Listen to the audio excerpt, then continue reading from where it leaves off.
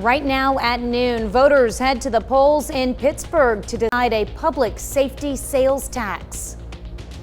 We've got ourselves an absolutely gorgeous day out there. Still got some ways to go to warm up. We're going to talk about that forecast coming up. And a Tennessee lawmaker is reinstated less than a week after Republicans kicked him out of the state house. The 4 states' most watched news starts now. Pittsburgh residents vote today whether to continue a public safety sales tax. This is KOAM News at noon.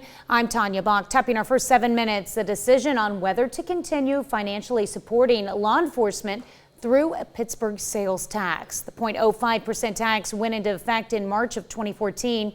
If approved, it would maintain that rate for the next 10 years. If not, the tax expires next year. Pittsburgh Police Chief Brent Nargis says the tax allows the department to better enhance their services to the community with more staffing, technology, and equipment. Well, now that recreational cannabis is legal in Missouri, cities and counties must work out the fine print. Webb City is the latest to set up a public use ordinance. According to the ordinance, smoking marijuana is banned in King Jack Park and around the ball fields and the kids' fields. Anyone caught will receive a $100 fine. City officials say the ordinance upholds community standards with law enforcement backing. Webb City also plans to add a ban on dispensaries within city limits on the November ballot. The city of Joplin adds new staff to its payroll. 2 rangers to help maintain and enhance the city's park system. Both rangers will work alongside the existing park staff to maintain the parks and trails, monitor park activities, and educate visitors about the rules and regulations of the park system. Citizens kind of felt unsafe in our parks, especially in the evening and whatnot. And then again, when we did our parks master plan, we did several community meetings, a survey, and that same concern was raised at that time as well. The Rangers also assist the police department. They report vandalism, property destruction, and illegal activity happening in the city parks. Might not be a bad day to take a walk in the park. Chris Warner joins us with a first look at the forecast. Yeah, unfortunately, we don't have any cameras at parks, but you can take a look from our camera at 7th and Range Line. Just a handful of clouds out there, like we mentioned this morning. Otherwise, plentiful sunshine. Same view from the MoDOT camera at 20th and Range Line. And just like we were saying this morning, look how many cars are out there now. Everybody heading to lunch. KDOT camera 69 and 400 just south of Pittsburgh, also looking phenomenal this afternoon because we've got ourselves a phenomenal day. Yesterday started the day at 50, made it up to 74, so above our averages still, but thankfully nowhere near records across the area. And of course, some of us yesterday actually saw some showers and thunderstorms, especially in southeast Kansas. Right now, no showers or thunderstorms to worry about. We got beautiful weather. It's 70 Lamar, 71 Joplin, 72 Fort Scott and Iola, 73 Yates Center, Neodesha, Parsons, 71 Chatopa, 70 Miami, and 69 in Neosho. As we go through the rest of today, we got a beautiful day for us across the area. Temperatures will continue to warm through this coming Friday, and then by Friday we are watching thunderstorm chances as we head into Friday evening and overnight into early Saturday morning. So we'll talk about those thunderstorm chances in just a few more minutes, but we want to remind you now, scan that QR code or go to your favorite app store. Make sure you download that Skywatch weather app. Well, you've got the latest weather alerts, forecast information, and everything you need from the Skywatch weather team to keep you safe during severe weather. Again, we'll check in on those thunderstorm chances and what the rest of this week looks like here in a few more minutes. Tanya? All right, thanks, Chris. Body cam footage is expected to be released soon from Louisville police officers who responded to the country's latest mass shooting. This one occurring Monday at the Old National Bank. A 5th person died from their injuries Monday night. One of the injured was a police officer who graduated from the academy less than 2 weeks ago. He was shot in the head and is recovering after brain surgery. We're told the shooter was armed with a semi-automatic AR-15 style weapon and knew his victims. They were his co-workers at the bank. Police have not yet released a motive for the savage attack. It was just over 2 weeks ago we were talking about another mass shooting, the Covenant school shooting in Nashville. Now that attack led to protests at the State House demanding new gun laws, and 2 black lawmakers were expelled by the Republican majority for participating. One of those state representatives, Justin Jones was reappointed to his seat by the Nashville Metro Council. But the push for changes in gun laws remains the backdrop. Mark Strassman has more from Nashville. Justin Jones has been elected as the interim successor for the vacant seat of Tennessee House District 52. To cheers in the gallery, the Nashville Metro Council stood with Justin Jones and returned him to the Tennessee House of Representatives. We all saw the video of what he did. Last week, the mostly white Republican caucus in the Tennessee House flexed its supermajority. Power to the people. Expelling the two young black lawmakers from mocking decorum with a bullhorn and bravado. They did, in the chamber with other members, break every rule that we almost have. No justice, no peace. Yesterday, Jones marched with hundreds on the state capitol, telling Tennessee's Republican leadership their efforts have backfired. My message to Cameron Sexton is that your attack on democracy, thank you, because it's galvanized a nationwide movement. The cheers followed Jones onto the floor of the very chamber he was expelled from just days before. There comes a time where time itself is ready for a change, and that time has come back here in Nashville, Tennessee. The future of Justin Pearson's seat hangs in the balance. The Shelby County Board of Commissioners is expected to decide tomorrow whether to return the former Memphis representative to his now vacant seat on an interim basis. We are here because our people, our communities are saying it is time for justice now. I caught up with Pearson outside Nashville City Hall. Why is it important for them to appoint you, not for you, but as a message? Exactly. It is important that we send a clear message that the people in District 86 representation matters, and that this illegitimate disenfranchisement of their vote and of their choice is wrong. In Memphis tomorrow, the Shelby County Commission will decide whether to appoint Pearson to his old seat. And in case you're wondering, the legislature here cannot punish a lawmaker twice for the same offense. Mark Strassman, CBS News, Nashville. That's a look at today's top stories and weather in our first 7 minutes. Up next on KOAM News at noon, how ChatGPT is turning into a virtual assistant for the blind. And later, we're making cheese-stuffed herb chicken in the Mr. Food Test Kitchen. ChatGPT has exploded, and the AI technology is being used for everything from writing songs and poems to homework and even resignation letters. A Danish company is now using it to help the blind. CBS's Ian Lee reports. Exploring the unknown can be overwhelming if you're blind. But for Jasper Holten, a new powerful tool is giving him greater freedom. Virtual volunteer. This is a picture of a can of John West sardines. The label is green and yellow and there is a wrinkle on the top of the can. Danish phone app Be My Eyes uses ChatGPT, an artificial intelligence chatbot, to analyze an image and tell him what it is. It tends to be in daily situations like when I'm cooking food and want to have a look at tents. Sometimes the simplest things can be difficult. The app currently connects the blind with one of millions of sighted volunteers to understand a picture. I think there are a lot of use cases where, you may feel like you're burdening someone. Be my guide. But now the phone sends photos to ChatGPT's image-to-text generator. I see a potential for people to have more independence. For some people, it can even be difficult to ask other people for help. The app's founder believes AI's potential is endless. I have really had a hard time sleeping since this because I think there is so many possibilities where this could go. Be my eyes. And those possibilities excite Jesper.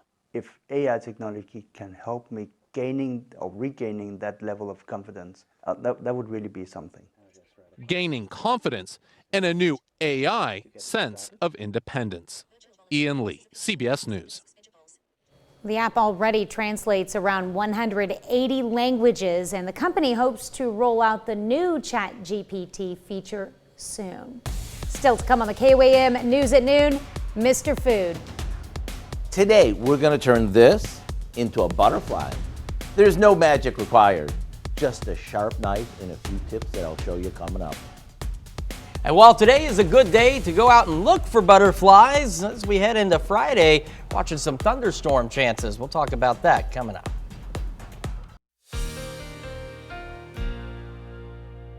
Welcome back to the KOAM News at noon. It's been an absolutely beautiful day today. It was an absolutely decent day yesterday, except for some of those evening thunderstorms across the area.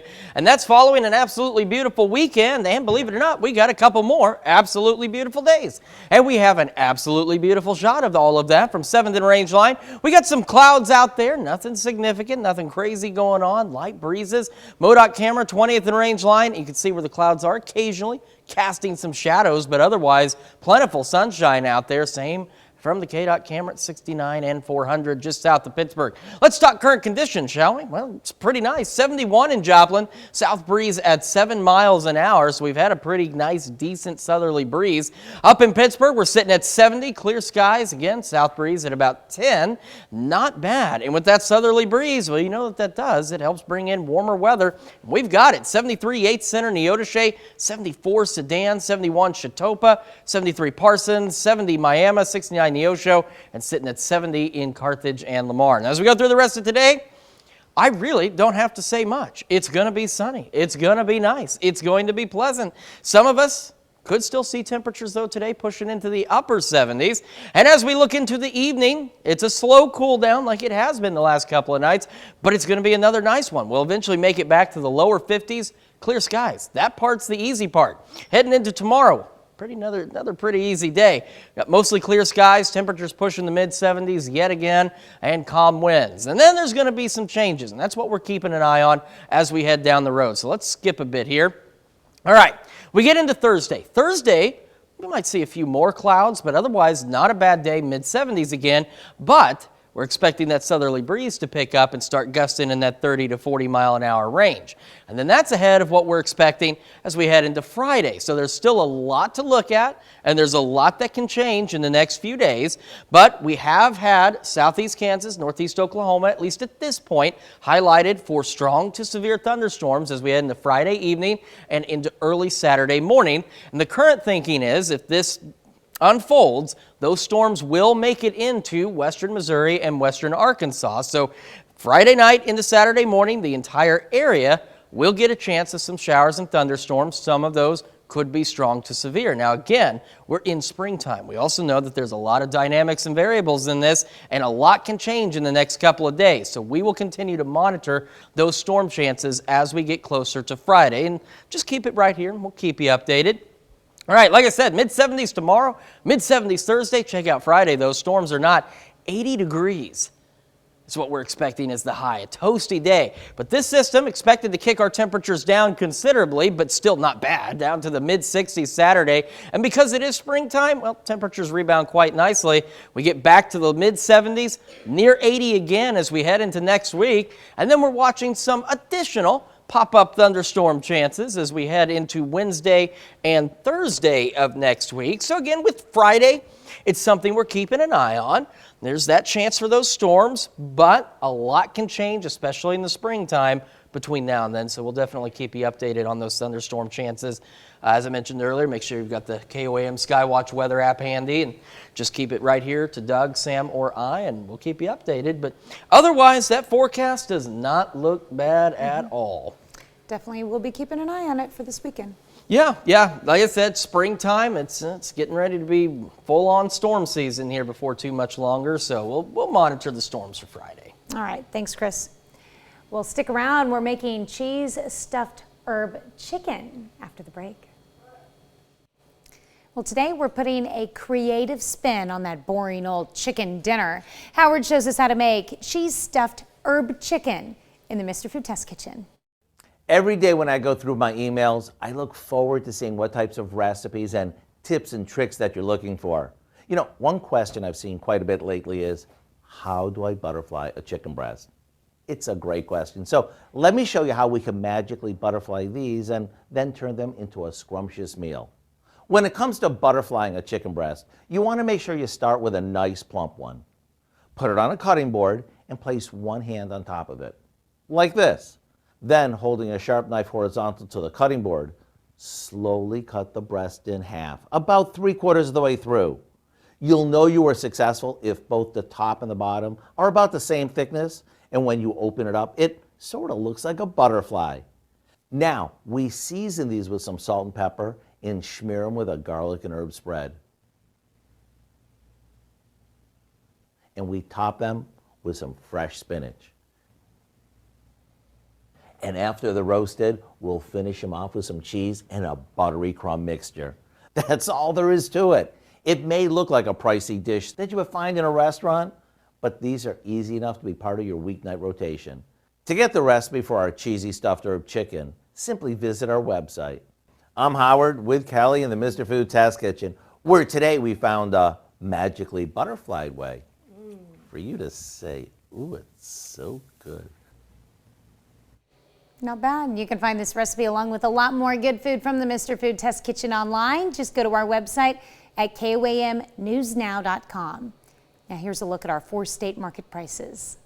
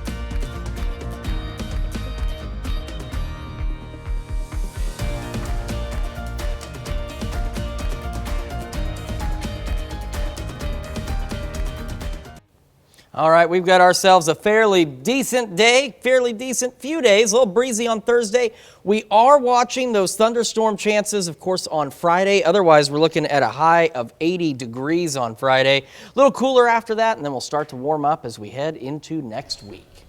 All right, what do we have coming up tonight at 5? Well, at 5, new poll shows guns are not stored safely in a lot of American homes. We're going to look at the results and recommendations from the American Academy of Pediatrics. Plus, many Missouri voters approved the city and county 3% sales tax on recreational marijuana. The Joplin city manager explains how that money is going to be used. And Missouri Southern State University hosts an Empty Bowls event to help students buy food.